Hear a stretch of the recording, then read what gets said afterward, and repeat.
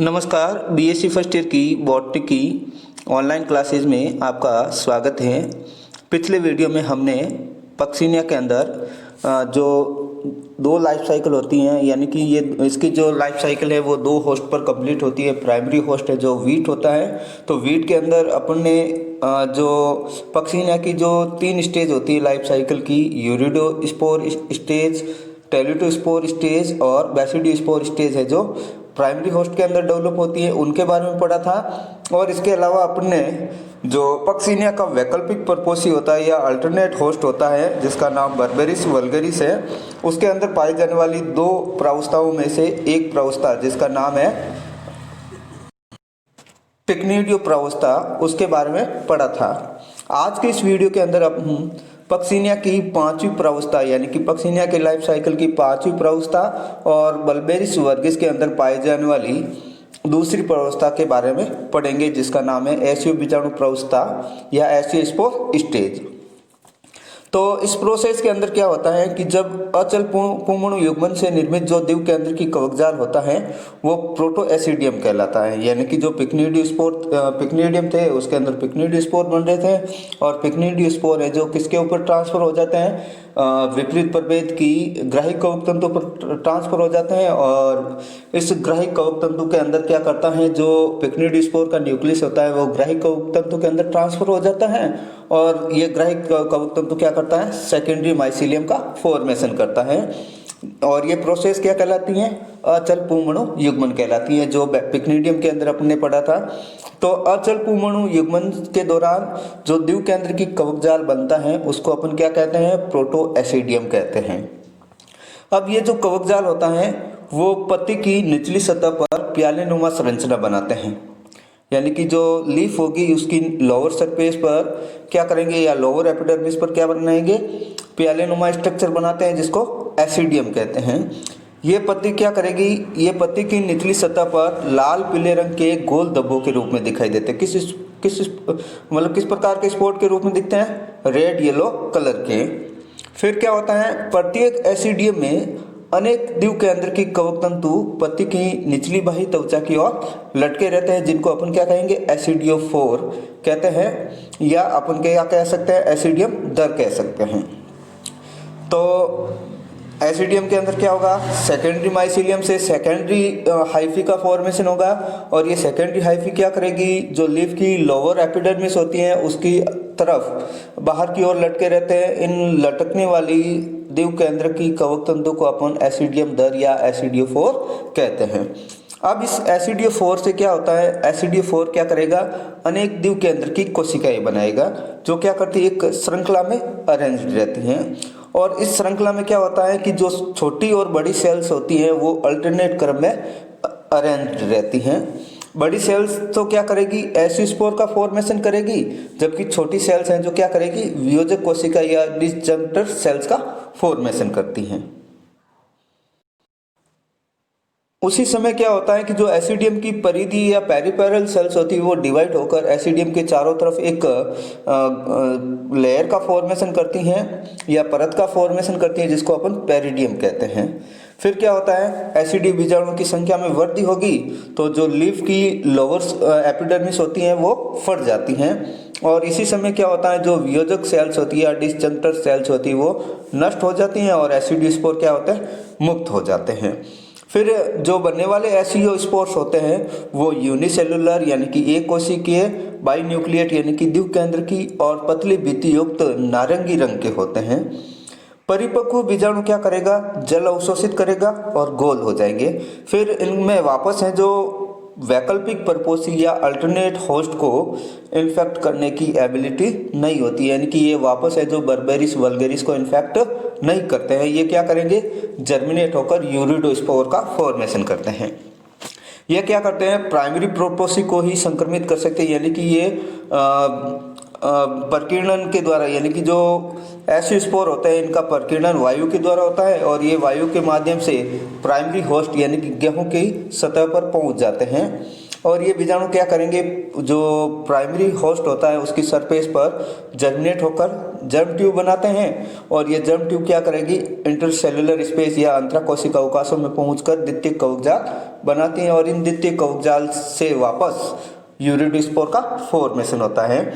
तो जो पक्सिनिया होती हैं उसकी लाइफ साइकिल के अंदर 5 स्टेज होती है, यूरिडोस्पोर स्टेज, टेलिटोस्पोर स्टेज, बेसिडोस्पोर स्टेज और पिक्निडोस्पोर स्टेज और एसिडोस्पोर स्टेज, जिनमें से यूरिडोस्पोर, टेलिटोस्पोर और बेसिडोस्पोर है जो डिप्लॉइड यानी कि प्राइमरी होस्ट के अंदर गेहूं के अंदर डेवलप होती है, जबकि पिक्निडोस्पोर और जो एसिडोस्पोर है वो किसके अंदर डेवलप होती हैं, अल्टरनेट होस्ट जिसका नाम होता है बर्बेरिस वल्गेरिस के अंदर ये बनते हैं।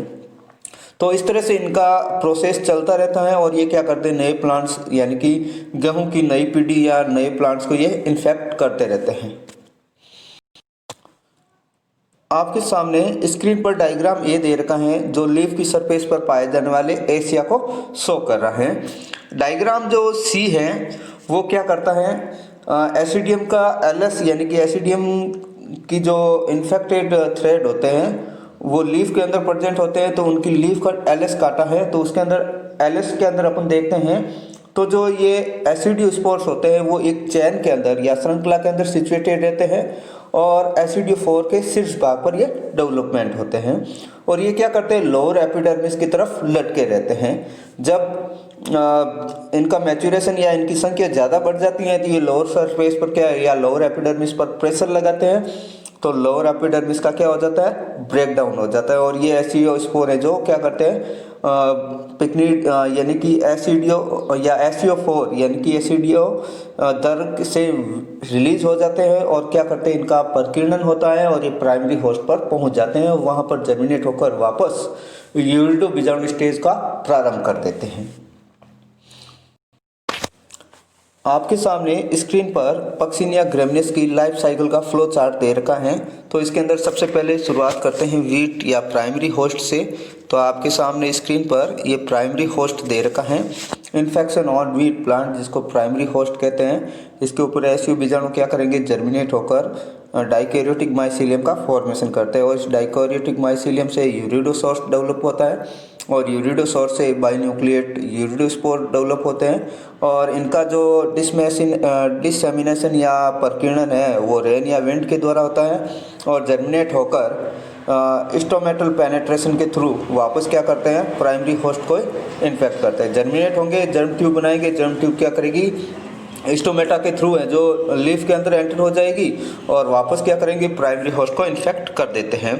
या फिर जो इनकी दूसरी स्टेज होती है वो क्या होती है, जो माइसीलियम होता है डाइकैरियोटिक माइसीलियम वो टेलिटोसोर्स का फॉर्मेशन करता है और टेलिटोसोर्स पर बाइसेल्ड टेलिटोस्पोर यानी कि द्विकोशिकीय टेलिटोस्पोर्स का फॉर्मेशन होता है। फिर इनके अंदर कैरियोगेमी होता है तो प्रत्येक सेल्स के न्यूक्लियस है जो फ्यूज्ड हो जाते हैं और क्या करते हैं, द्विव केंद्र की कोशिका बनाते हैं। फिर जो मैच्योर बाइसेल्ड टेलिटोस्पोर्स होते हैं वो जर्मिनेट होते हैं। फिर इनके अंदर मियोसिस होता है तो मियोसिस के दौरान इनसे किसका फॉर्मेशन होता है, बेसिडियम का फॉर्मेशन होता है। ठीक है, फिर बेसिडियम क्या करता है, बेसिडियम के ऊपर बेसिडोस्पोर बनते हैं जिनमें से 2 प्लस प्रभेद के 2 माइनस प्रभेद के होते हैं। ये बेसिडोस्पोर क्या करते हैं, सेकंड होस्ट जो वैकल्पिक परपोसी होता है बर्बेरिस वल्गेरिस उसकी लीव्स को इन्फेक्ट करते हैं, यानी कि ये बर्बेरी लीव्स होती हैं उनकी लीव्स की सरफेस पर जर्मिनेट होते हैं और क्या करते हैं, प्लस या माइनस स्ट्रैंड के माइसीलियम का फॉर्मेशन करते हैं और इस माइसीलियम को स्पर्मोगोनियम भी कहते हैं। और इस स्पर्मोगोनियम से क्या ऊपर क्या होती है, एक तो स्पर्मेटियम होता है और एक रिसेप्टिव हाइफी होती है। रिसेप्टिव स्पर्मेशियम के अंदर स्पोर ये पिक्निडोस्पोर का फॉर्मेशन होता है और ये पिक्निडोस्पोर क्या करते हैं, रिसेप्टिव हाइफी पर चले जाते हैं और वहाँ पर वापस द्विव केंद्र की कवकजाल का फॉर्मेशन करते हैं। तो माइसीलियम है, माइसीलियम ने क्या किया, एक तो स्पर्मोगोनियम प्लस प्रभेद का बनाया और एक स्पर्मोगोनियम है जो माइनस प्रभेद का बनाया। तो जो प्लस स्पर्मेटियम होता है, स्पर्मोगोनियम के अंदर 2 कवक तंतु संरचनाएं होती है, एक तो रिसेप्टिव हाइफी यानी कि ग्राहिक कवक तंतु और दूसरा होता है स्पर्मेटियम या जिसको अपन बोलते हैं पिक्निडियम दर। तो जो पिक्निडियम दर होता है प्लस प्रभेद का और यानी कि जो प्लस प्रभेद का पिक्निडियोस्पोर होता है वो माइनस प्रभेद की रिसेप्टिव हाइफी के ऊपर गिरता है, और माइनस प्रभेद का जो स्पर्मेशियम होता है वो प्लस प्रभेद की रिसेप्टिव हाइफी पर गिरती हैं। और फिर इनका स्पर्मेटिजेशन या अचल पुमणु युग्मन होता है, और इसके द्वारा जो सेकंड यानी कि डाइकैरियोटिक माइसीलियम का फॉर्मेशन करता है, और इस डाइकैरियोटिक माइसीलियम से एसियल कप फॉर्म्ड होते हैं, और इस एसियल कप के अंदर एसियोस्पोर बनते हैं, और एसियोस्पोर का जो डिसेमिनेशन है वो रेन या विंड के द्वारा होता है, और ये जर्मिनेट होकर किसको इन्फेक्ट करते हैं, वापस प्राइमरी होस्ट को इन्फेक्ट करते हैं।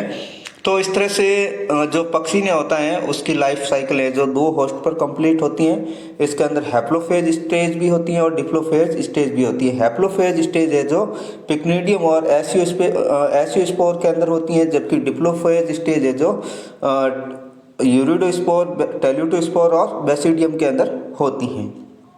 बेसिडियम के द्वारा है जो वापस हैप्लो स्टेज स्टार्ट हो जाती हैं। तो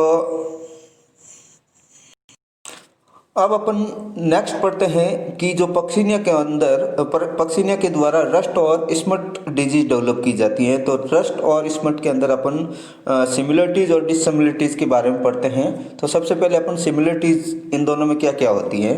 तो नंबर 1 सिमिलरिटीज क्या है, कवकजाल 2 प्रवस्थाओं यानी कि एक केंद्र की या इसको प्राथमिक तथा द्वितीय केंद्र की या द्वितीयक में पाया जाता है।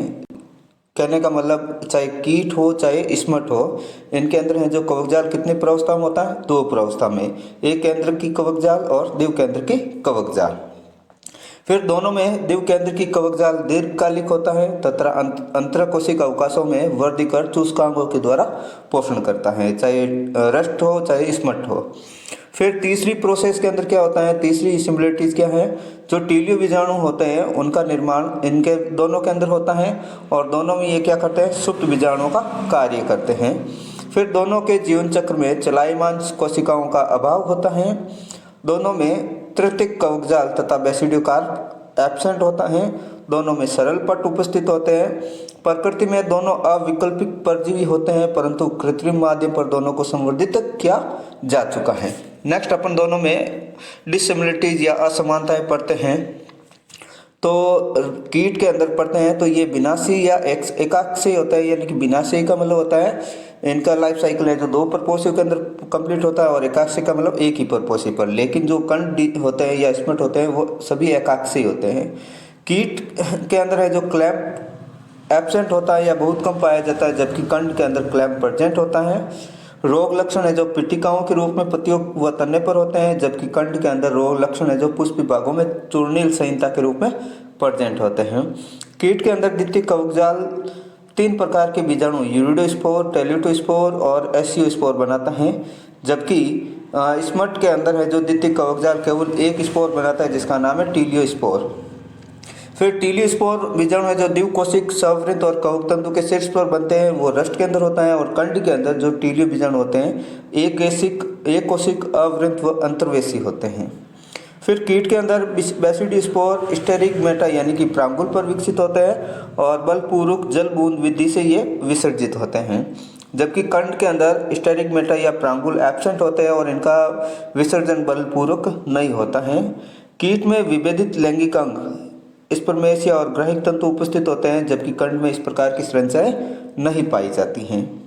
तो आज की वीडियो के अंदर हमने पक्सिनिया कंप्लीट कर लिया है।